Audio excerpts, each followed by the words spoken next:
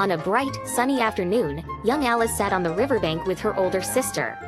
She was growing bored with the book her sister was reading, as it had no pictures or dialogues. Suddenly, Alice noticed a white rabbit, surprisingly wearing a waistcoat and holding a pocket watch, muttering to itself about being late. Curiosity piqued, Alice hurried after the rabbit, following it as it vanished down a large rabbit hole.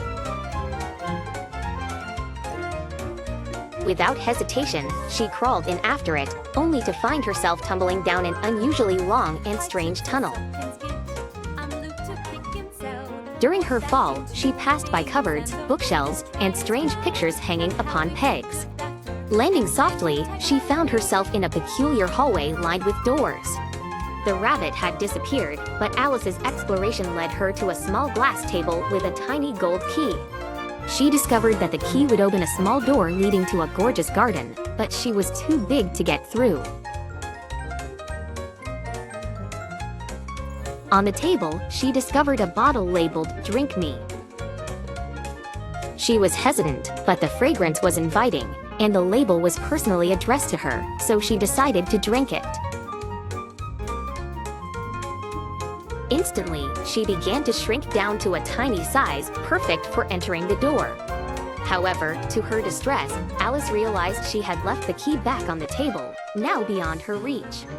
Her eyes fell on a box under the table containing a cake marked "Eat Me." With a bite, she grew massively, filling the room. After trying different combinations of shrinking and growing by sipping and nibbling, she finally managed to get into the enchanting garden. There she encountered the maddening world of Wonderland. In the garden, Alice met an array of eccentric characters. There was the grinning Cheshire Cat whose head and body would vanish randomly as he riddled Alice with nonsensical advice. At the Mad Hatter's seemingly eternal tea party, she found herself engulfed in lunacy, unable to sit still in a place. Alice then encountered the Queen of Hearts, known for her unpredictable temper and frequent cries of "off with their heads." Despite her fiery temper, Alice played croquet with her, using live flamingos as mallets and hedgehogs as balls. During a peculiar courtroom scene, Alice courageously stands up against the false accusations. Gradually, the absurdity closed in on her, and she felt herself being drawn back into reality. Suddenly, she awoke back on the grassy bank.